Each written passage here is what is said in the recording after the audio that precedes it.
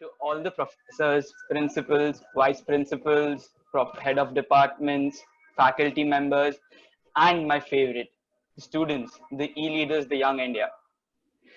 My name is Mustansir Mufaddal Mansoor Dahodwala, and I am a small part of a big mission, a mission of enabling student startups. Wait, am I audible? Yeah, that's the most important question these days, actually. So, on behalf of Nava Yuvak entrepreneurs and the other partners of this event, I would like to congratulate each one of you here for coming in. I mean, that's the first step. A lot of you over here, well, I'll share the demographics, come from a lot of different universities, colleges across India. And coming on this one platform is a big thing. It's the first step. So that's my acknowledgements to each of you. And I'm hoping everybody has a good internet on a Saturday evening to join us on this 90 to 120 minutes event where we discuss about innovation. Okay, so the first thing, thank you for coming in. Second thing is acknowledging partners.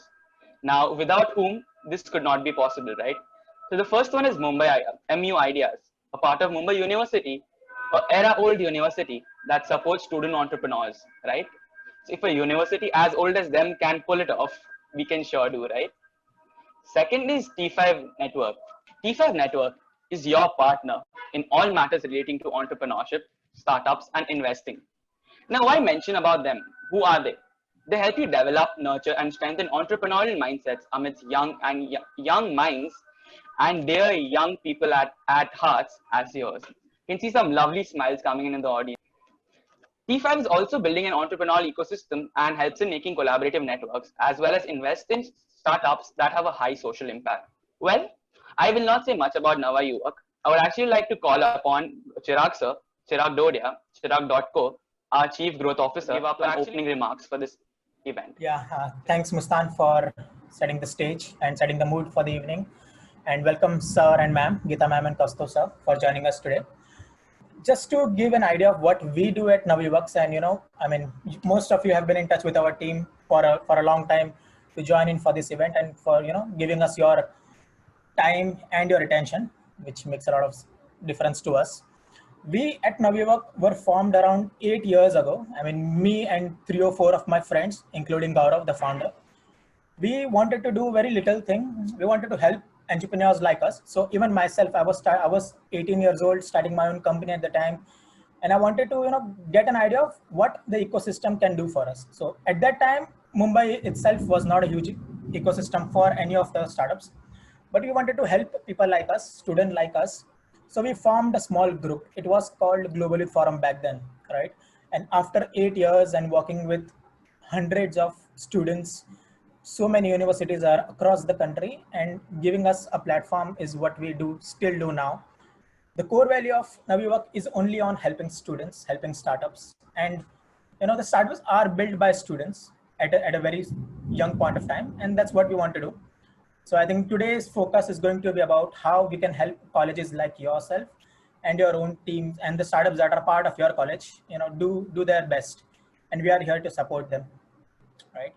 So over to Mastan, please take it forward. Thank you so much, sir. While listening to those heavy words, I actually started sweating because we have a lot of pressure to begin. So before I call upon and invite the speakers on board, I would just like to mention the key demographics that are actually present in this one community today. To begin with, so a lot of key demographics that are on this community, this one platform today, come from across India. Like I mentioned earlier, like 10 minutes back before we started the video, we have both students and managerial side of the college or institution on this platform. And that's a huge thing, right? Both students are interested to do or foster more student entrepreneurs and the faculty. And with that support in mind, there's a long way ahead of us. Secondly, we have about 7 to 8 different universities across India that have joined us today, and about 120 plus colleges that might represent themselves today on this platform.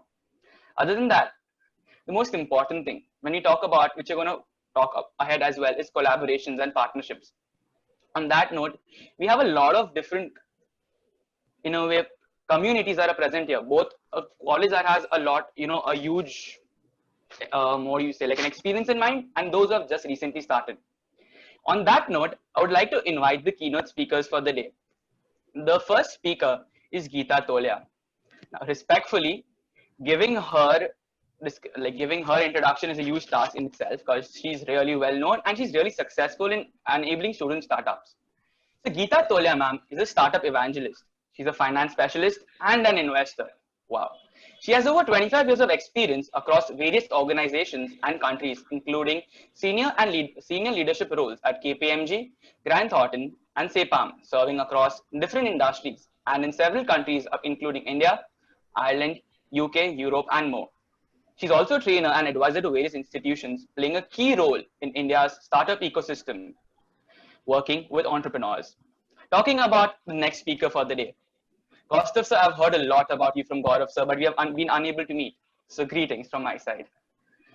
Kaustav sir has spent all of his professional life in startups, incubation, and the entrepreneurship ecosystem with over 24 years of experience. Wow, that's a lot. He has been deeply involved in advising, training, and mentoring entrepreneurs and various organizations within and both outside India.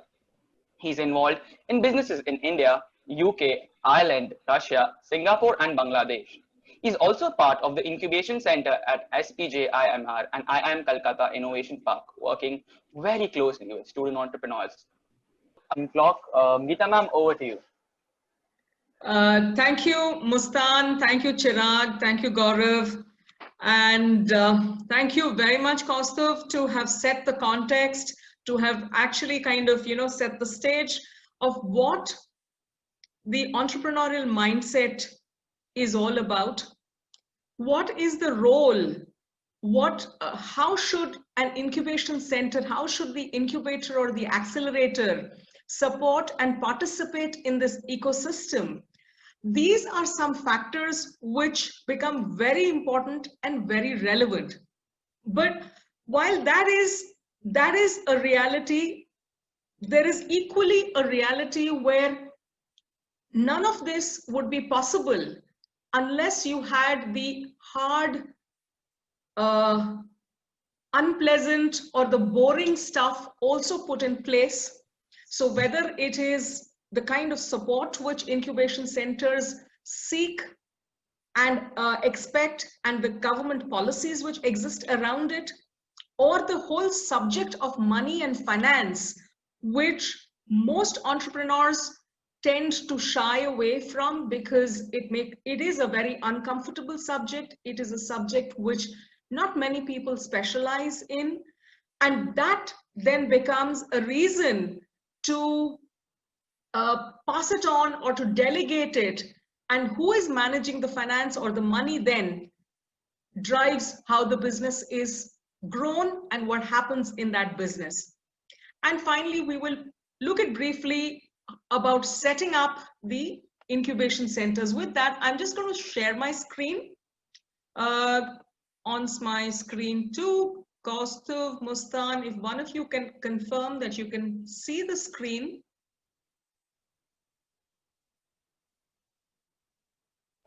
Yes, ma'am. We definitely can. Thank you. So what we are looking at is the whole space of, sorry, just bear with me for 1 minute. While she comes, oh, ma'am, are you back? Oh, Yes. lovely. Okay, cool. Yes. So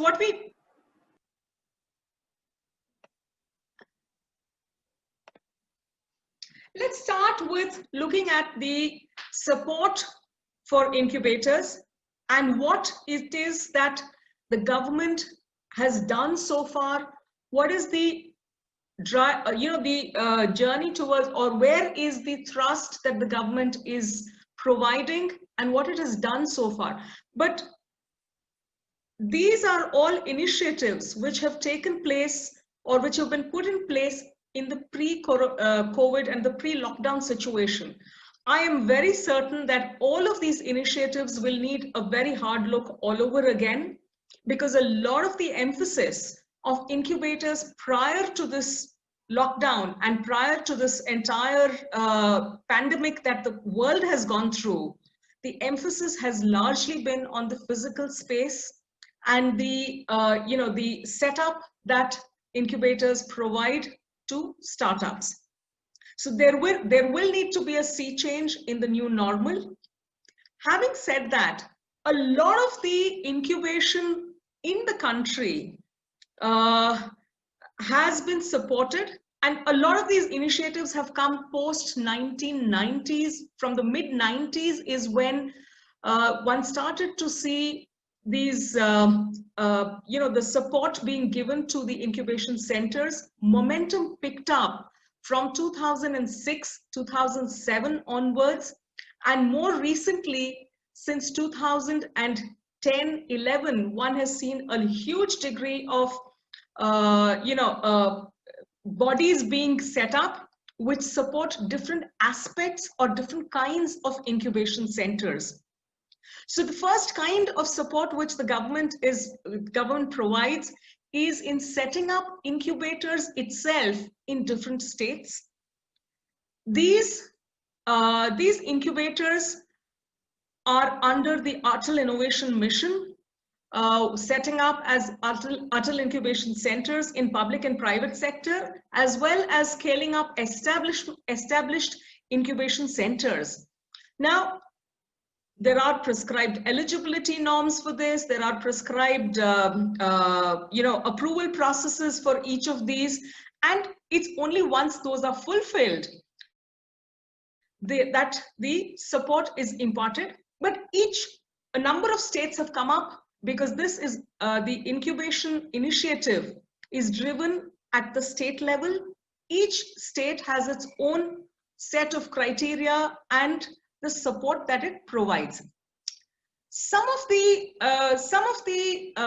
support that has been provided include a lot of infrastructure space, which by its very definition, most academic institutions have been best placed to provide, because that is abundantly available and the infrastructure is set up.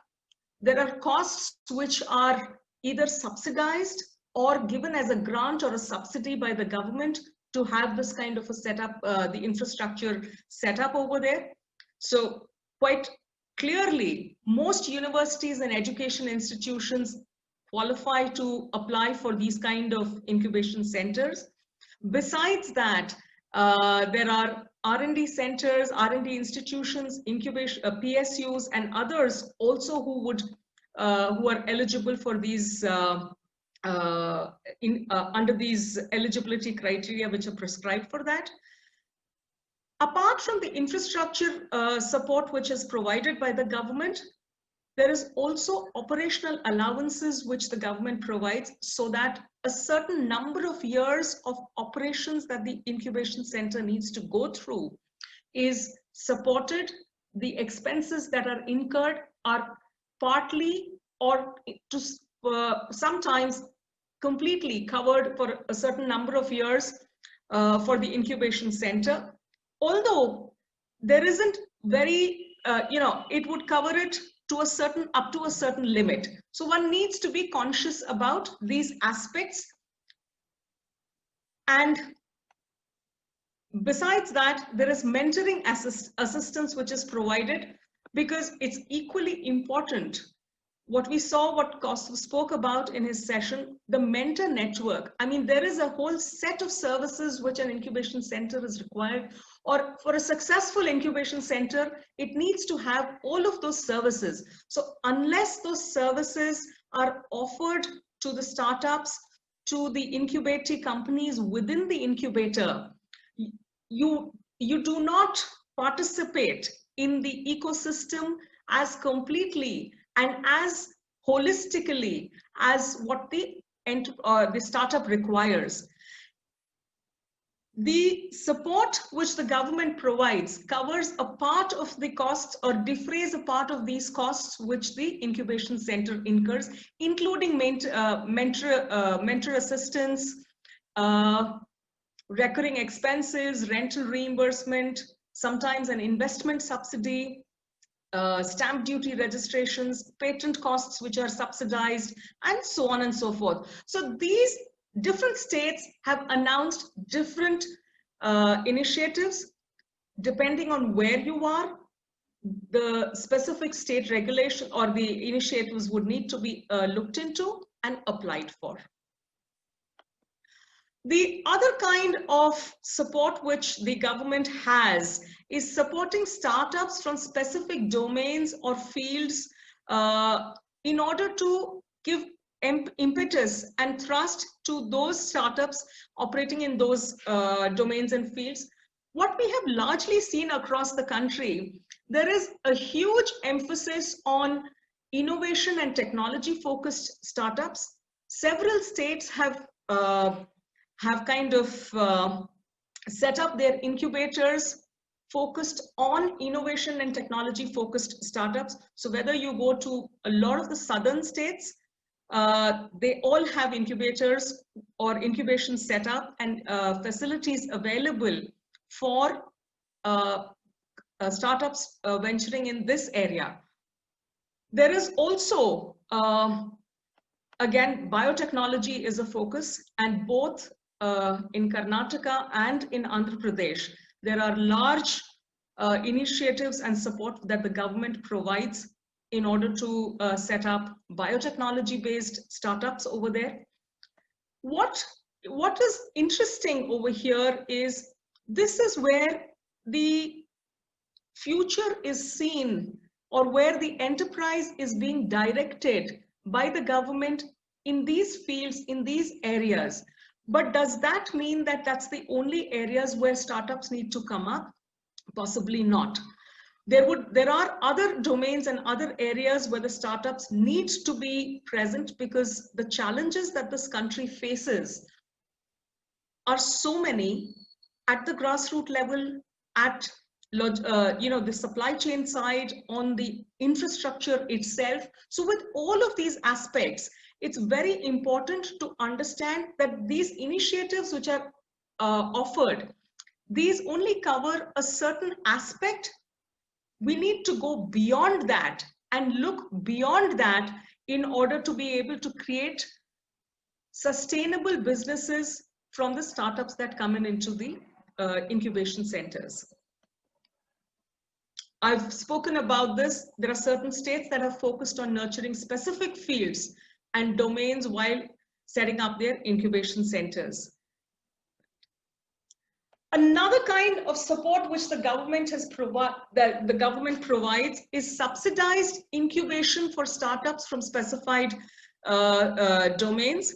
So these subsidies include things like interest subsidies. So when there is borrowings made, I mean, I will just come to the money section in a little bit, where we'll talk a little more about what is the role of money, not just for the incubator, but for the incubating companies as well. But when there is money deployed through debt into the setting up of the incubation center or providing seed capital to the incubating companies, interest subsidies are offered. There are lease rental subsidies which are offered.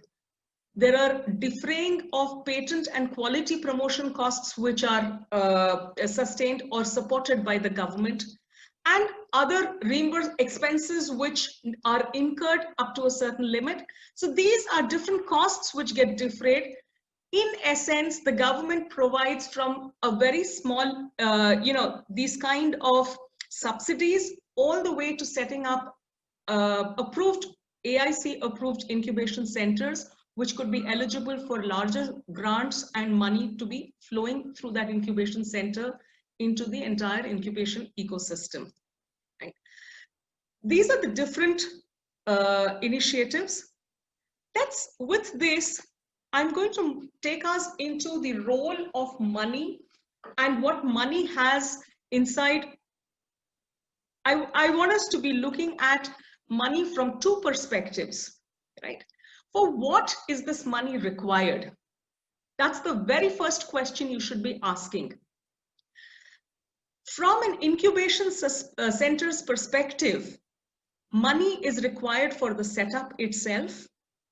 Money is required to run and operate the incubation center, and money is required for the incubation to successfully run various initiatives, events, different activities which are relevant to set up its entire, the collaborations and the networks that it requires for the startups to succeed, or for its, the incubating companies to succeed over there. So for all of these aspects, an incubation center requires money. A part of that money is defrayed from these government initiatives which are there. Where does the rest come from? How do you plan for the rest of that money? And that is where the entire challenge comes up. And that is where one needs to be conscious about what kind of collaborations or what kind of a network one operates within. The ecosystem comprises of several participants within that, besides the government. It also has participants in the form of banks, venture capitalists, and other investors, participants in the form of big companies and the entire corporate setup, participants in the form of research centers and universities which are focused completely on the research side.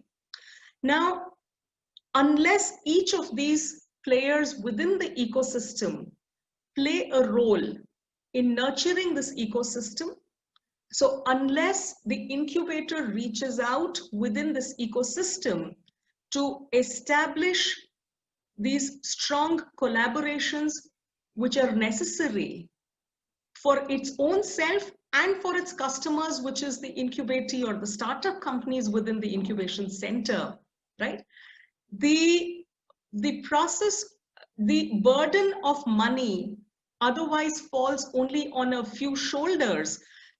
Government is not there to run the business or to run any of these businesses. It is only a support which gets provided, and that is what these various initiatives are all about. The rest of the funds or the money that is needed should be coming from the network that gets created. Incubating companies or the startup companies. Now, one hears of startups being bootstrapped. During the stage of bootstrapping, it is not at all romantic, it is not at all sexy, or it is not at all something which people enjoy, because you don't know where your next month's paycheck is going to come from, where the next month's rental payment is going to come from. So in that uncertainty, what is it that an incubator can provide as a support to its incubating companies? Besides the fact that, you have an office space which is created, you can have the R&D which gets created, but what happens to the team which is employed by the incubating company? What happens when the product testing needs to take place? All of it costs money. What happens when a product doesn't work and you need to redesign the entire product? Where do you find the funds for all of it? So that seed fund support which is necessary, that is also a very crucial part of what an incubation center needs to factor in its entire budget which it sets up.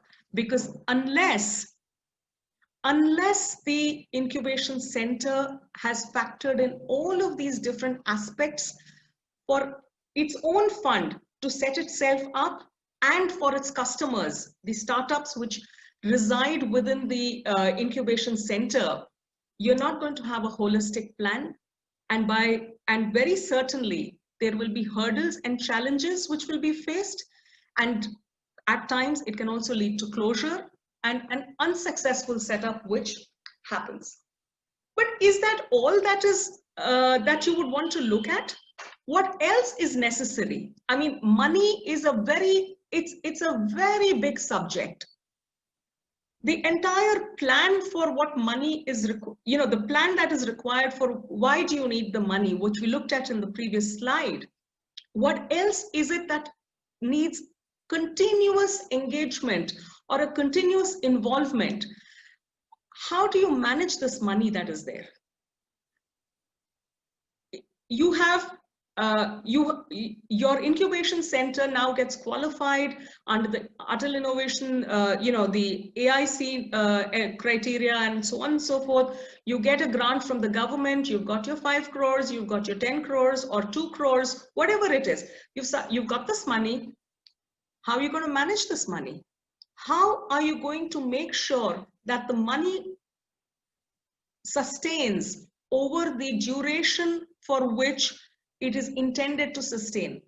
How do you ensure that the money is spent on areas which are going to make an impact or create that lasting network or the effect that your startups require?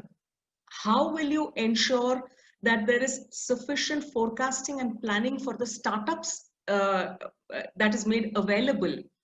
Right? So with these aspects, these are factors when working with money. The incubation centers need to ensure that amongst its core group of mentors or core network that it creates, there is depth and there is breadth of financial understanding, both for the incubation center itself and for the customers which sit within the incubation center, which is all your startup companies and the incubator companies. This is an ongoing process. It needs continuous management, continuous monitoring. Without this, the ability for a startup to successfully come out on the other side and be a business which people will take seriously, or the world outside will take seriously, there will be a big question mark to it. While there is tremendous focus on saying, yes, the startups have to innovate. They need to create or have solutions for problems which the customer is facing. They need to be very customer focused. All of those are primary aspects. But unless this is all correctly managed financially, what you will end up having is a situation where the mismanagement of money creates challenges, which then the startup finds it very difficult to surmount and come out on the other side. So this, I'm going to leave it as a very important aspect in the journey of the incubation center itself. Whether you are setting up your incubation center or whether you have already set up the incubation center, this particular aspect of money, its management, and how it is deployed into the entire ecosystem, or into the incubation center and the incubator companies. How is it deployed? How is it used? What happens to it? That is a critical aspect, and I'm going to leave that with you as thoughts to ponder upon, which you should look at very carefully in designing and making up the plans for your incubation center. Let us now look at Mustan. I'm going to take another 5 minutes. I hope that is okay. That's all right, ma'am. It's your time. Thank you. I will move to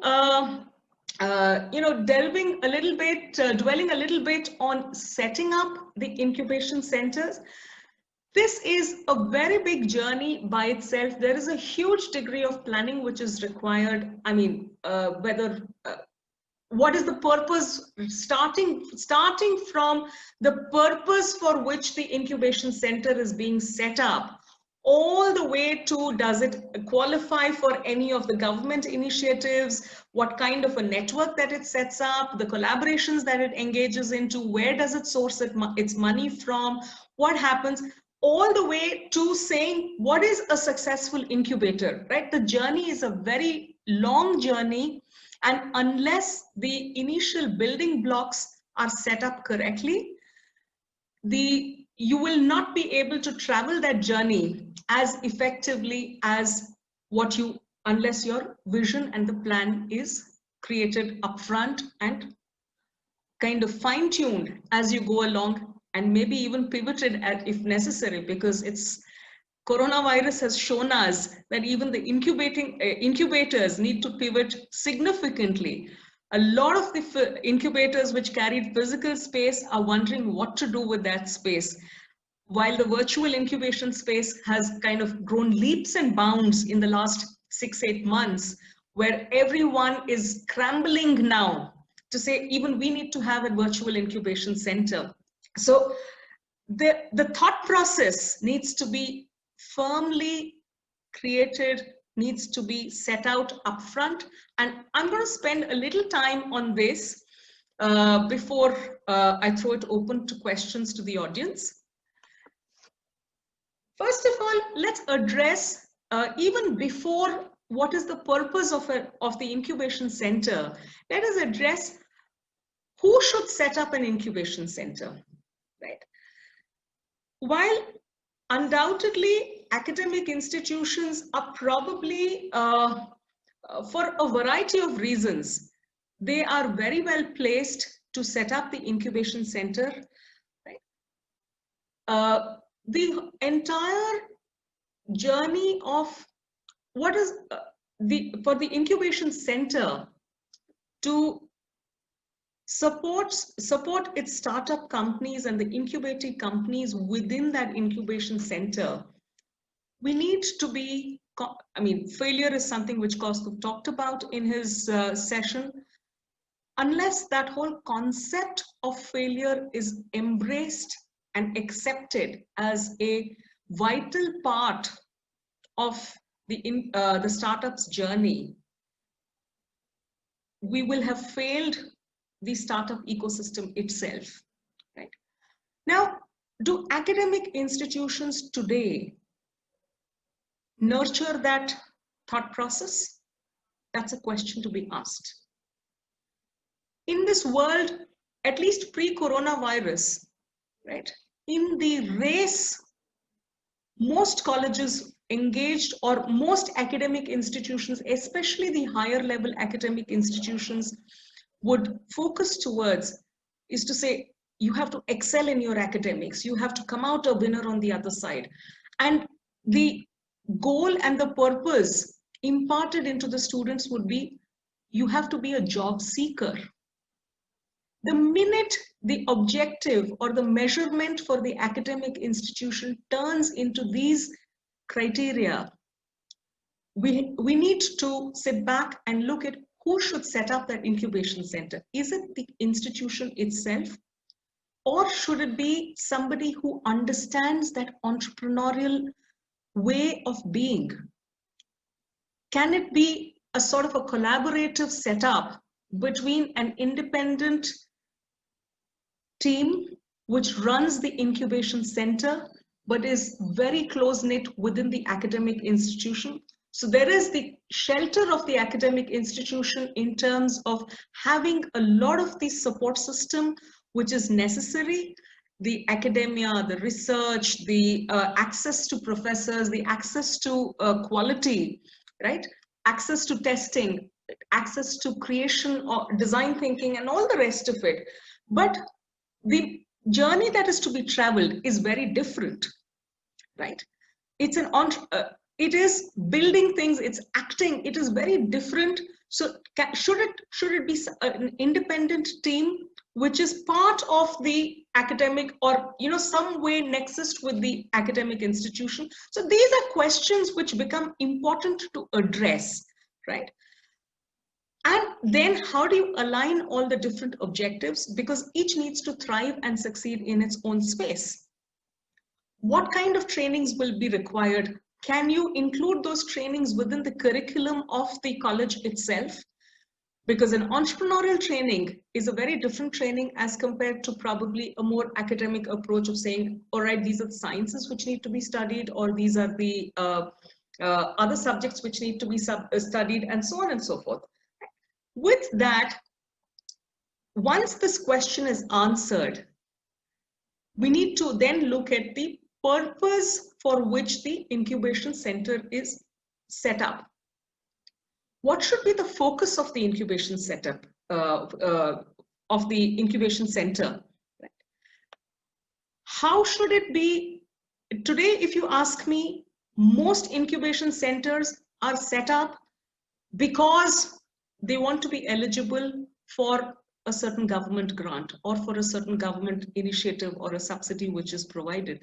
I mean, you cannot set up your business because the government is supporting a certain business. You set up your business or the entrepreneurial journey because you are excited by a certain problem that is getting solved. So unless that customer centricity is there, unless there is a focus on who you are doing this for and why you are going through this journey, it does not make sense. So the clarity of purpose is very important when setting up the incubation center. Unless the incubation center serves the purpose of its customer. Who is the customer over here? The startup company. Unless the incubation center serves the purpose of the startup company, there is no meaning for the incubation center. At least that's the way we would look at it, to be able to fulfill the requirements, the needs of the incubation center, of the startups within the incubation center.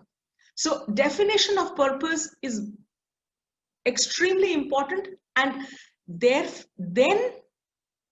the last aspect is what are the success metrics which are going to be, because remember, only what is measured is you're going to focus on that.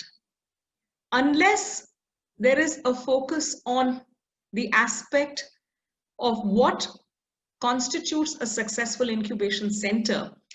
There are some of the government schemes do provide the matrices, the metrics for success, or what is a good incubation center. But if you were to ask me, my point is that unless there is a shift in the mindset from being a job seeker to a job provider, unless there are jobs that the startups within the incubation center can create, that is a key metric of success of an incubation center. The networks, the collaborations that it sets up or it creates, and thereby provides a buffer or a safe landing space for its startups and the entrepreneurs within the incubation center to survive or to thrive within. That is a measure of success. The impact that the startups create, because when an incubation center is set up in a certain geographical area or it caters to a certain region, it is also intended to to change the economic development and the challenges and the issues faced by that region or by that community or by that set of people. So what is the impact that the startups have had in addressing these issues and challenges? That is a measure of success that that the incubation centers should be working with. And then finally, friends, how many exits? Because there are different models of engaging with the startups itself. So how many exits from these startups that the incubation center has made? These become different criteria for success, which one needs to be focusing on, not aspects like, did I create a 70,000 square feet area or 100,000 square feet area of an incubation center? I have got the yes, you do need good laboratories and good facilities, but is that the only measure of success? Please question that. I want to leave you with these thoughts, and I'm now going to open the floor to questions with whatever the audience might have.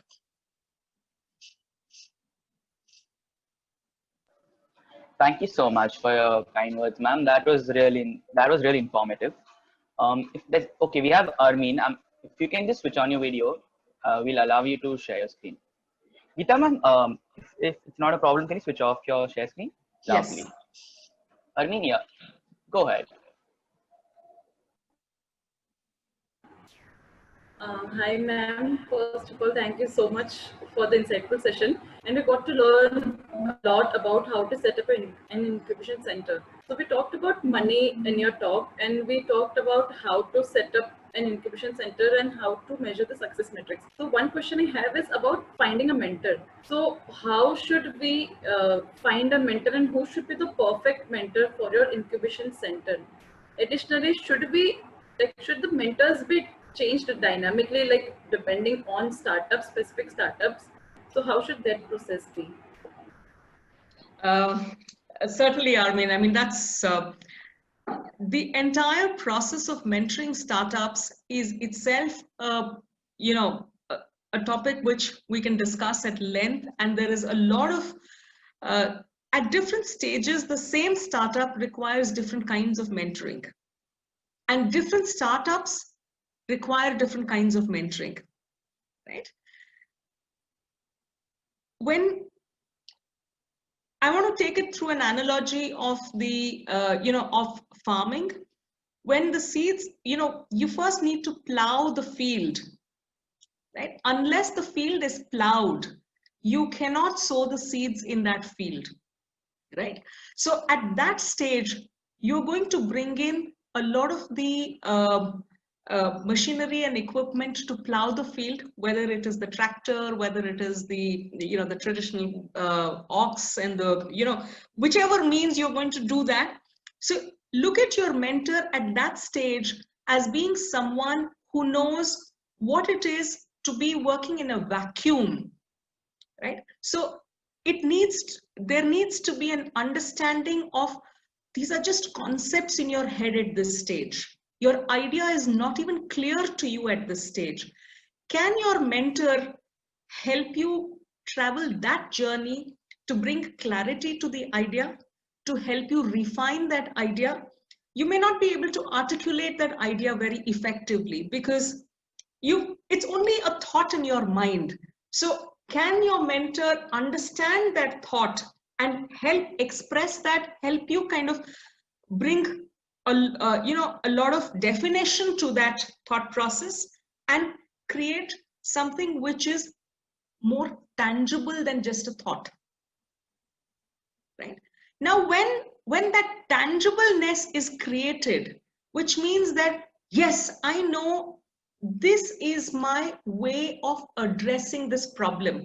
What in later stage becomes, this is my business model. In that very early stages, this is the manner in which I want to solve the problem. You don't know whether it is the best way or not.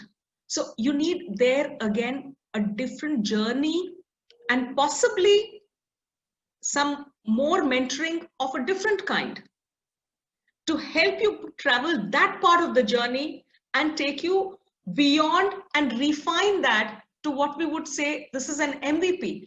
But through that whole journey, are those the only aspects that you would look at?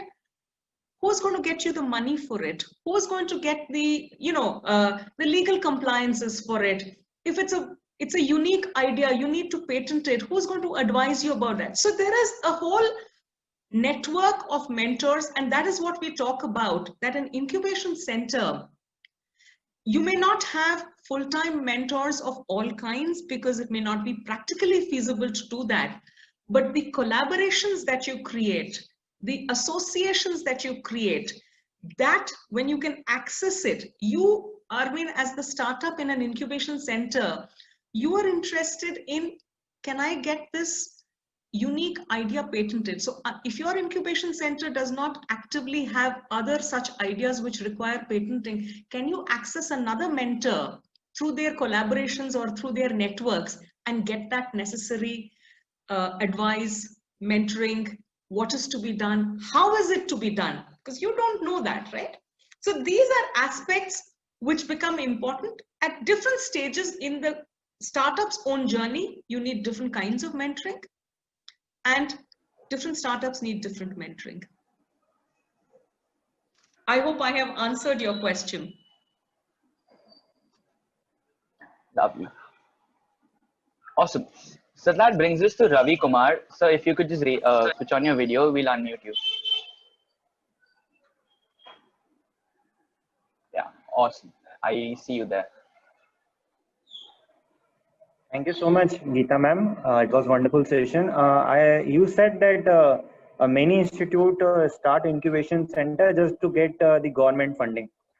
So, but my question is like, can an institute think of starting a incubation center in self-financial mode? And even if they thought of starting in a self-financial model, how can they design it in certain way that it can become sustainable? Because I know a lot of incubator is finding themselves very difficult to be sustainable. So, what's your take on that? Uh, that is absolutely, I mean, that is certainly the situation today. I mean, incubation, see, the ecosystem in India is not yet a very mature ecosystem. We do Right. not have clear roles and responsibilities set out for the different players and actors within the ecosystem as yet. Right. And roles and responsibilities are not something which somebody tells you that this is your role or this is your responsibility. It is something by repeated action or by repeated performance, you design and say that, yes, I am very good at playing a role like this, and I need to get rewarded for this role in this manner. Right. Now, when you say that there is a self-funded incubation center, it is certainly not. An incubation center also, Ravi, is an entrepreneurial venture. It is no different from an entrepreneurial venture, right? It's an entrepreneurial venture of a different kind, right? It requires its own plan and a budget which needs to be set out. The budget needs to be set out keeping in mind what is the purpose of the incubation center, what is it, what role is it going to play, how much of a network is it going to directly create, how much of a network is it indirectly going to create. So keeping in mind all of these aspects, the entire financial plan of an incubation center also needs to be prepared. And now, one of the reasons there are incubation centers which get set up in different establishments. So the corporate sector also supports incubation centers. Venture capitalists and investment firms also support incubation centers. So this is the capital requirement of the incubation center, which needs to be designed and set out. But also the incubation center needs to have a revenue model of its own. Where does the revenue come from? A startup by definition is a bootstrap setup. It itself is looking for money, and you need to have that network created so that the startup has the money as seed capital within itself. But there are different ways in which this the revenue models can get created for an incubation center. So whether it is a sort of a participation fee, whether it is equity that is taken in the startups which incubate within that incubation center. So it is a long gestation over a period of time that you would see an incubation center breaking even and making that kind of returns which one expects to see in a business. So that takes you to a mindset of saying somebody who is a long-term player in this entire game is who can thrive and survive and would think of it these different ways and create financial sustainability for the incubation center. I hope that that addresses the question that you had in your mind, Ravi. Yes, ma'am. Yes. So I think a lot of incubation center especially in institutes, they've been started out of compulsion rather than really objective behind it. Yes. Like that's one of my thought. It should not be going as a negative way, but just my thought. No, I mean you're quite right, because a lot of incubation centers have set up because it's the latest fashion, it's the latest fad, right? Yes. Government is supporting it. Like it's no different from saying that, oh, this particular industry is getting subsidies. हम भी एक factory लगा देते हैं उसमें. चाहे हमको उसका कुछ आता है कि नहीं आता है, we will set up that factory because we have to get the subsidy from the government. You see, when the approach is only to get the benefit which is being provided by the government, then that's what I was saying. The objective and the clarity is important. Yes. And like a startup, the even incubator should also find their niche, like what is their niche. Yes. Yes. We should have Ravi join the fireside session actually. I'm into this sector incubator, so I'm really enjoying this. Okay, so you have you set up your own incubation center, Yes. or are you part of an incubation center, Ravi? Yes, I'm into a part of incubation center. Okay. There's a DST under the fund of DST. Yeah. Yes. Okay.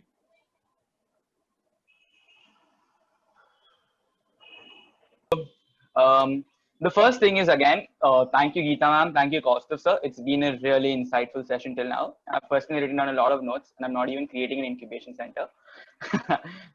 Will one soon. So just to conclude as to, yeah, I will soon. Gaurav sir won't leave me that easily. Yeah. So to conclude, cut it short. What we have concluded, I'll just mention like 4 different quotes from both of you that you have mentioned. The first one that Kaustav sir began with was creativity suppressed in academia. That was truly a good debate. I mean, it's a very good play of mind when you could think about it. Second thing was what he mentioned is an innovation matrix. A lot of us must focus on it. In fact, Geeta ma'am mentioned the success matrix. Both of these are very important when are you going to begin an incubation center or when you're actually going to run one, which you're already running one, sorry. Third good point was that, there was a lot of good points. I'm just mentioning a few that I like. Building and strengthening the ecosystem, right? Today, in fact, my first question is going to be about that. How do you strengthen an ecosystem? But I'm going to come to that later. Mentors, IACs, safe place. That is a very good point. I hope everybody agrees with me. If you guys have any points, like I'm just concluding and summarizing what you mentioned till now. If you guys have any points, please feel free to put it down in the chat box. Summarize, it's very true that IAC, like an incubation acceleration center, is a place where you should feel safe and accept failure. And most of us over here must appreciate that and work on it. Other than that, Kaustav sir, you should definitely write down the books that you mentioned in the chat. I couldn't hear them properly. Good books. In fact, the Brad Pitt movie as well. Quite a fan. So, that summarizes. Oh, thanks. Oh, God. Awesome. So that briefly summarizes what we talked about in the past 1.5 hours. I'm not going to go in deep because he'll definitely provide you with the notes later on. So without any further